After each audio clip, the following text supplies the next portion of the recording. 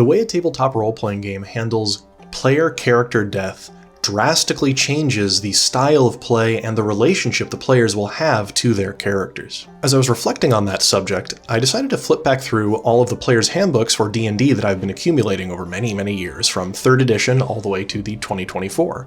And not shocking, there wasn't a lot there. Well, that's because Dungeons & Dragons, at least as it's been since maybe 3rd edition, is a story of heroism, adventure. The player characters are very durable, and they grow increasingly powerful over time, and it becomes very unlikely that they'll die at any given moment. And even if they do die, there are so many different ways to bring someone back from the dead in D&D that it's often just a taxation on their funds than it is an actual moment of character expiration. Now, before you go typing in the comments about how you have a great solution to death rules, or you know of a really cool game that has ways of handling death, or maybe you're working on a game that has cool death mechanics, don't write anything yet, because on this week's video, we will also be talking about the next Tabletop Community Spotlight. So let's dive in and talk death mechanics and how we can all explore that subject together. Hi, I'm Peter, creator and lead designer of Tales from Elsewhere, and at the start of 2025, myself and Zarek over at Odin's Key Gaming decided to put together this challenge for our fellow indie tabletop designers called GetBarbaric, as a way to put the spotlight on some of the indie devs out there who maybe don't have a big YouTube channel or don't have much of a following, a way for us all to come together and take a look at each other's games and compare notes on how we would make barbarians in those systems. The response was immense. We had almost 40 submissions to that challenge, and it was an absolute blast spending, I think, upwards of 6 hours live streaming, showing every single submission, talking through it with chat, and just sharing our love of tabletop design with the community. So we're back again to do a new challenge, and with a bit of a rebrand. So the new rebranded title is the Tabletop Community Spotlight, because that's really what we're doing. We're putting a spotlight on this wonderful community that we participate in. We're always in Discord and on Reddit, chatting about games and sharing our design philosophies, and this is a way to show it off and celebrate it with everybody on YouTube. And this time around, we're going to be talking about death mechanics, how a system handles death or its failure states. Because as I was flipping through these D&D books, I found the lack of content, the lack of guidance, lack of structure of its death rules a little off-putting, because I think death should be a real possibility in heroic games, that without that feeling of potential death, the resulting heroism just doesn't feel that special. And maybe you've experienced this sort of feeling at your table before when playing a high fantasy tabletop role-playing game, where the players approach every scene, every challenge you put before them as something to conquer, that they're always meant to win. They're always meant to survive, to overcome this, and it's just about figuring out how. And that feeling of invulnerability, of lack of consequence, can sometimes sap the tension out of a game, and a good dungeon master can make up for that, but the system itself isn't really providing that structure. Now, the new 2024 Dungeon Master's Guide provides some very cool guidance on how to handle character death, but it doesn't so much tell you what you should do about it, but more about how to walk it back. Like, if the whole party dies, you have a TPK, it provides some cool adventure hooks like having the players all wake up in Hades and having to adventure their way back to the material sphere, or maybe they appear before a divine council that will judge their fate, and the players must plead their case to be returned to the mortal world. But that's not really a way to handle character death. That's a way to avoid the consequence of character death. Again, reinforcing that heroic idea of D&D where the players are that special, and their story shouldn't really end when the character dies. But I'd like to see what you are working on in this subject. What sort of interesting failure states or death systems have you built into your game, whether it's a light touch or a heavy touch, or maybe the characters can't die at all? I'd love to hear about it. So that's what the subject is of this TCS. So let me hit you with the rules for submitting to this event, because after the immense response of the previous one, we've had to change things a bit.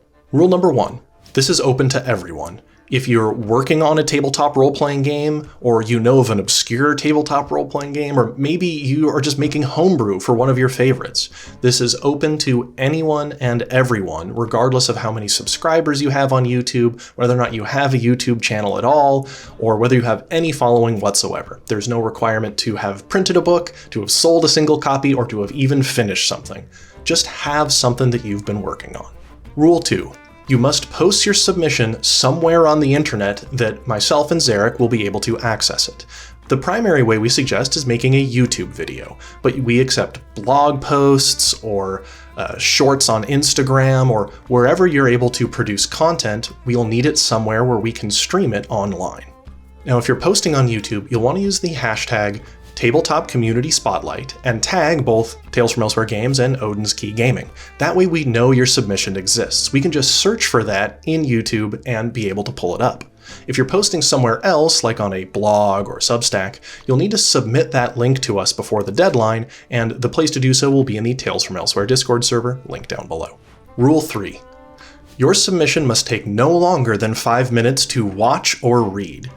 This is really important because last time it took us over, I think, 6 hours to go through all the submissions because we weren't very strict on the time.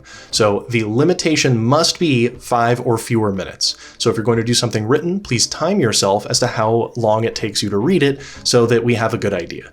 Last time we had to significantly fast forward through a lot of content, and ideally we wouldn't want to have to do that. Rule 4.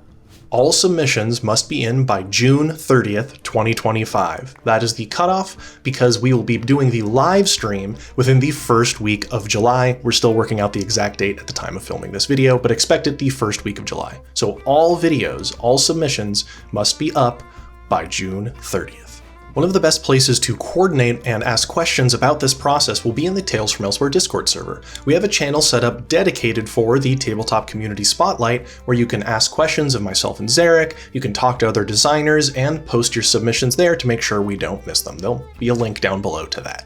Now, 5 minutes is not a lot of time to articulate the major points of your game and let us know how death works in it. So I'm going to provide my own submission in this video so you can use it as a template if you're not sure how to get your script together for your submission. The way your submission should be structured is: open the video by introducing yourself, either anonymously or otherwise, tell us about the game you're working on and the super short one-sentence pitch of what that game's about. Then go into whether or not your game features death in some way, whether or not that is or is not important, and then break down in brief the major beats of how death works, what's interesting about it, and what would make it evocative. Don't worry too much about all the nitty-gritty rules and die rolls and resolutions, just hit us with that major point. Then, to close out, simply reiterate the name of your game and then mention maybe anywhere we could go to learn more about it, because we do want to put the spotlight on you and what you're working on. So here's my submission. Hi, I'm Peter, and I'm working on a game called Tales from Elsewhere, the first instance of which is called Clockworld. It's a post-apocalyptic Weird West setting that features very brutal and visceral combat using an injury system, so limbs get torn off, people get all sorts of perforated with gunfire. It's a bloody mess. And now, because my game is action horror and more about survival than it is about victory, I wanted to make sure that death was very present in the rules, that the possibility of death feels very real to the players.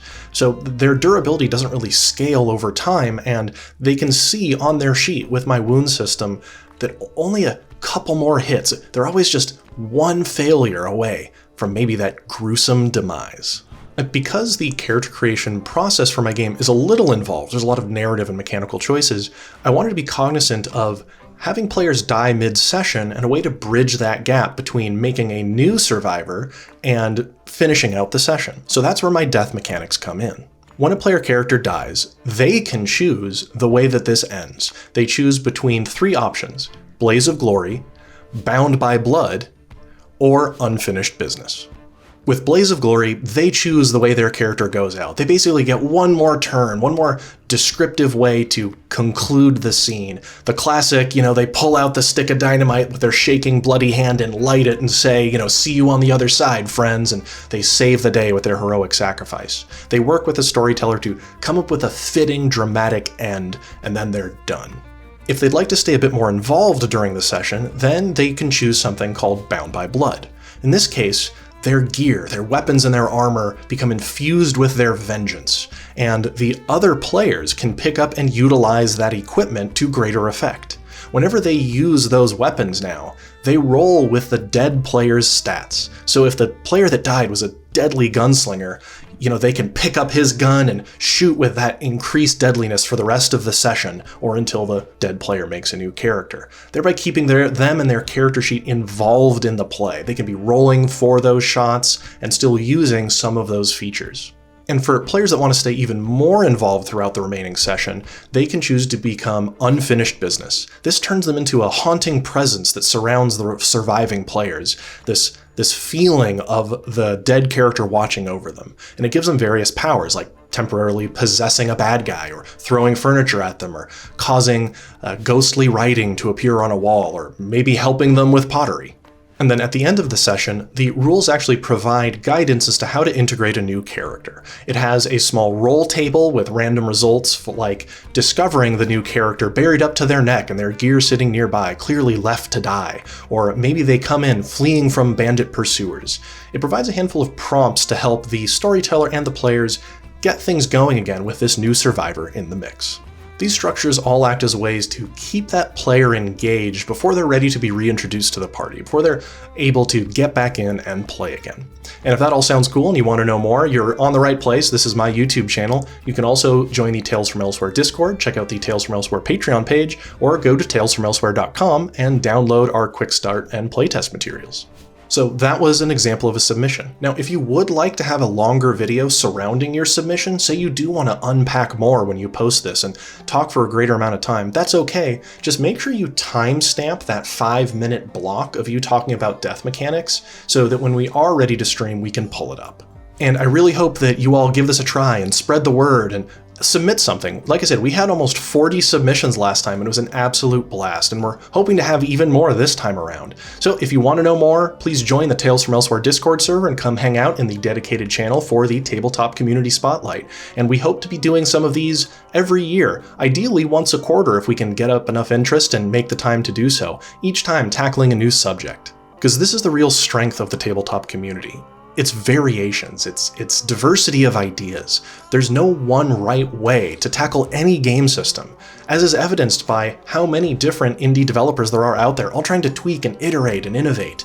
And I think it's so wonderful to share that with all of you and to hang out and just celebrate this hobby we all love so much. So like I said, hope you have a chance to submit something, and we'll see you at the start of July for the live stream. And every week on this YouTube channel, we do release a new design video. So if this sort of conversation is fun to you, hope to see you next week here on Tales from Elsewhere.